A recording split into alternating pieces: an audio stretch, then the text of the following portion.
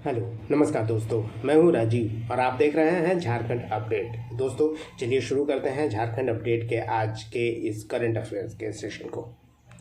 10 दिसंबर के आज के इस सेशन में हम लोग प्रतिदिन की तरह आज भी देखने वाले हैं झारखंड से रिलेटेड कुछ इंपॉर्टेंट प्रश्नों को पूरे डिस्क्रिप्शन के साथ। कुछ प्रश्नों को रिवाइज भी करेंगे वन लाइनर्स के फॉर्म में, और जाते जाते आपके लिए एक अभ्यास प्रश्न भी छोड़ जाएंगे जिसका जवाब आप कमेंट में कर सकते हैं, और इसका जवाब और इसकी व्याख्या को हम लोग नेक्स्ट सेशन में देखेंगे।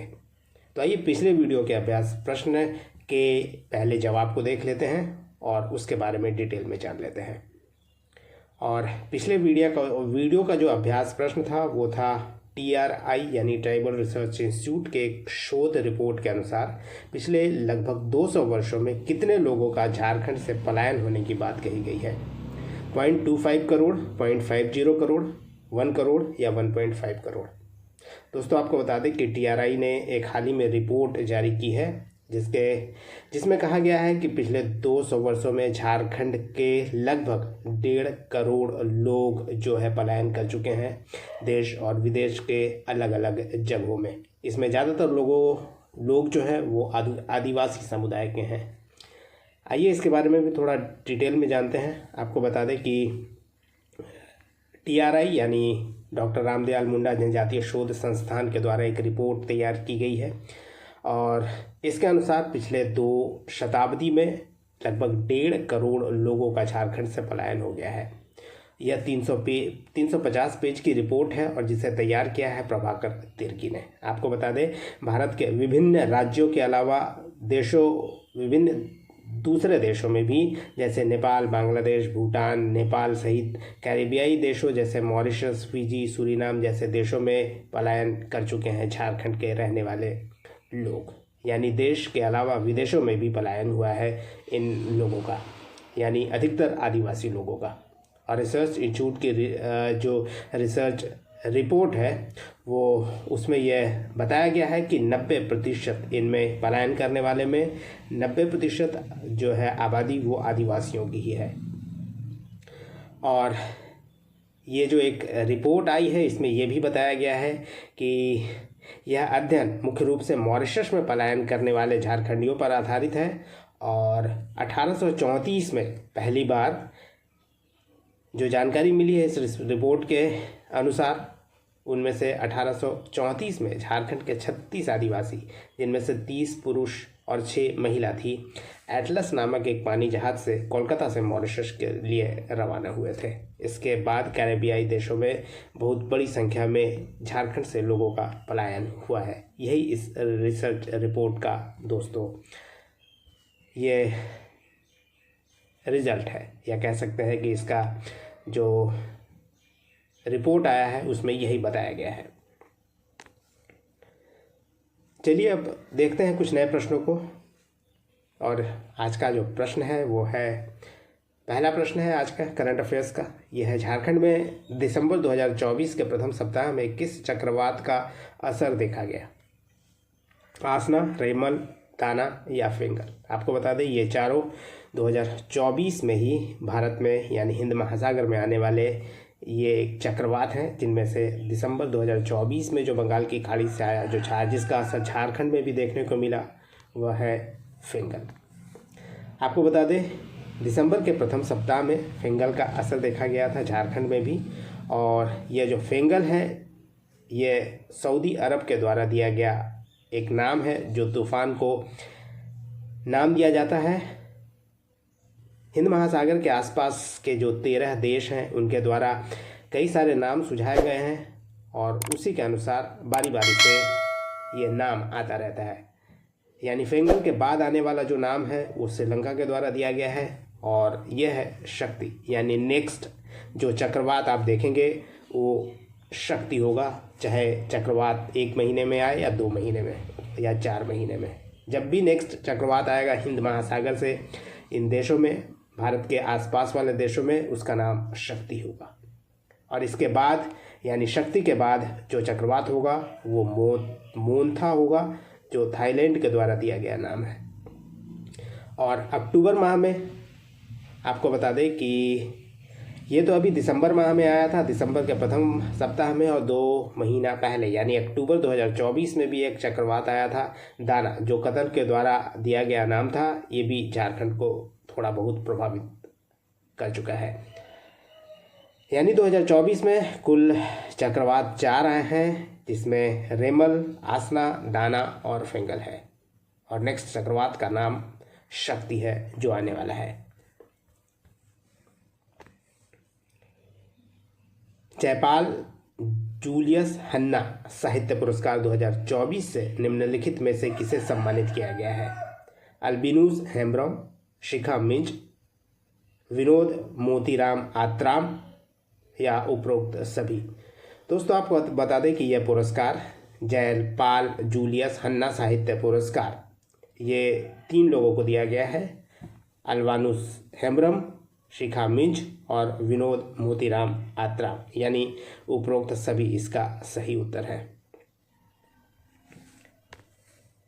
जयपाल जूलियस हन्ना साहित्य पुरस्कार 3 लोगों को दिया गया है, और ये 3 जो लेखक हैं ये हैं शिखा मिंज, विनोद मोतीराम आत्राम और अल्बिनूस हेम्ब्रम। आपको बता दें कि 30 नवंबर 2024 को डॉक्टर रामदयाल मुंडा जनजातीय शोध संस्थान रांची में इन सभी जो साहित्यकार हैं उन्हें सम्मानित किया गया है, जिसमें से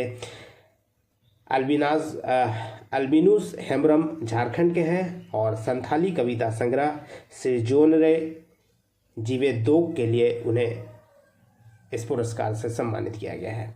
इसके अलावा दोस्तों बता दें दूसरा नाम है शिखा मिंज का, जो पश्चिम बंगाल की है। इन्हें सादरी कविता संग्रह निर्धन के लिए पुरस्कृत किया गया है, और ये नागपुरी की भाषा होती है सादरी। इसके अलावा विनोद मोतीराम आत्राम की बात करें तो ये नांदेड़ महाराष्ट्र के हैं, और गोंड लोगों की जो भाषा होती है, जो आदिवासी समुदाय है गोंड, उनकी भाषा गोंडी होती है।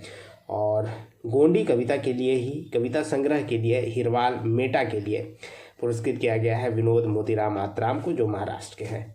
और इसका जो आयोजन किया गया था ये रामदयाल मुंडा जनजातीय शोध संस्थान यानी TRI रांची में किया गया था, और इसका आयोजन ब्यारा करकेट्टा फाउंडेशन और टाटा स्टील के द्वारा किया गया था। Safety and health excellence recognition award 2024 से किस कंपनी को सम्मानित किया गया है? अडानी पावर, CIL, BSL या टाटा स्टील? दोस्तों safety and health excellence recognition award Tata steel को दिया गया है। आपको बता दें safety and steel excellence recognition award 2024 से सम्मानित किया गया है वर्ल्ड स्टील एसोसिएशन के द्वारा जमशेदपुर में स्थित टाटा स्टील को, और भारत से इस उपलब्धि को प्राप्त करने वाला यह एकमात्र कंपनी है। इसके अलावा दूसरे अवार्ड से जो सम्मानित किया गया है, इससे पहले टाटा स्टील को वर्ल्ड स्टील एसोसिएशन के द्वारा ही बता दें कि लगातार 7वें वर्ष वर्ल्ड स्टील द्वारा 2024 में स्टील सस्टेनेबिलिटी चैंपियनशिप के रूप में चैंपियन के रूप में भी मान्यता दी गई है टाटा स्टील को। 2018 में कार्यक्रम के शुभारंभ के बाद से हर साल यह मान्यता टाटा स्टील को ही दी जा रही है, और यह दुनिया की केवल 2 इस्पात कंपनियों में से एक है जिसे लगातार पुरस्कृत किया जा रहा है वर्ल्ड स्टील के द्वारा। झारखंड हाईकोर्ट ने 6 दिसंबर 2024 को किस निलंबित IAS अधिकारी को जमानत दे दी है? छवि रंजन, राजीव अरुण एक्का, पूजा सिंघल या विनय चौबे?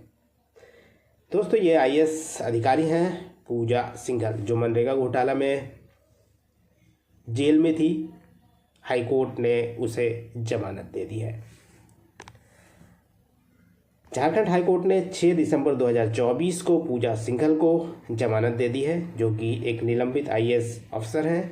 मनी लॉन्ड्रिंग और भ्रष्टाचार के आरोप में गिरफ्तार की गई थी। 28 महीनों तक वो जेल में रही है, और मनरेगा घोटाले और अन्य वित्तीय अनियमितताओं के कारण उन्हें जेल में रहना पड़ा।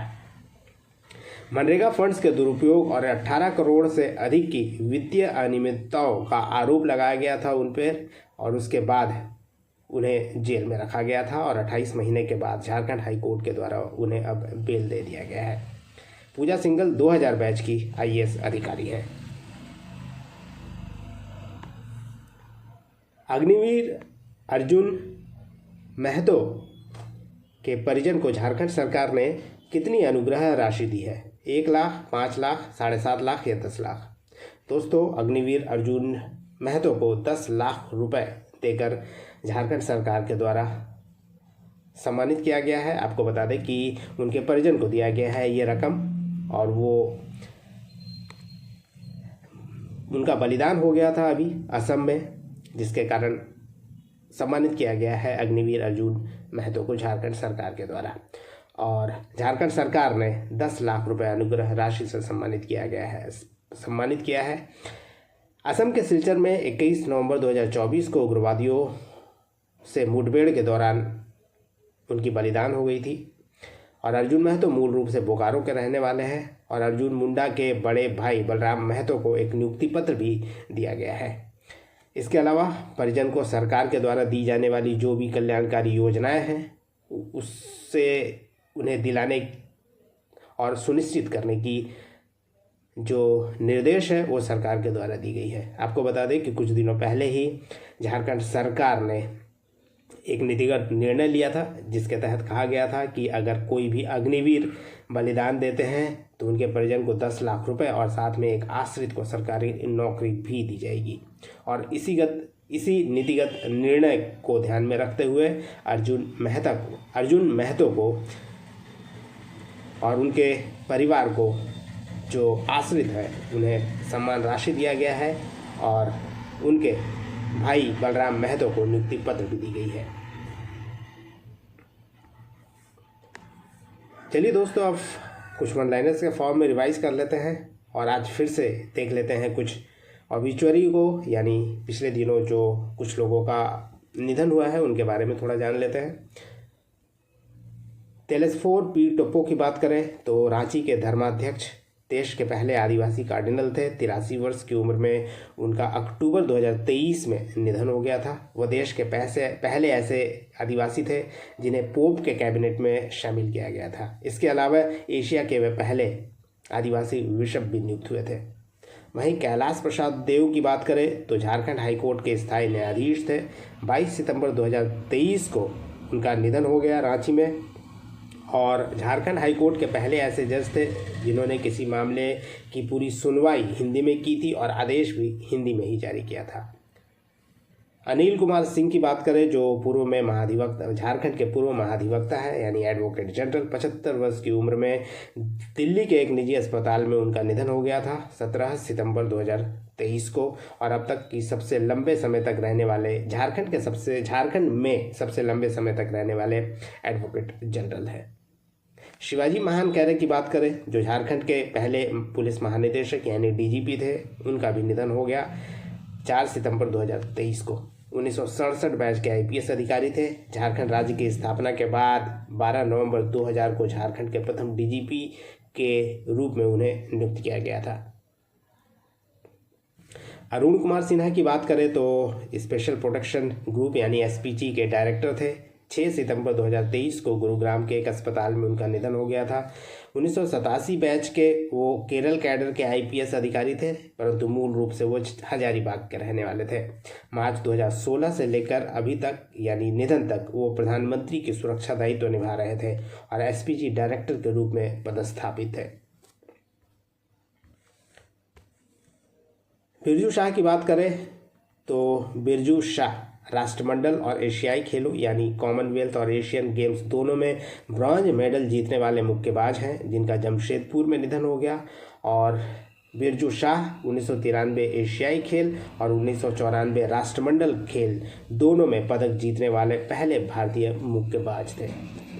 डेविड मुर्मू की बात करें तो शिकारीपाड़ा विधानसभा से 3 बार विधायक रहे हैं। 85 वर्ष की उम्र में जुलाई 2023 में उनका निधन हो गया।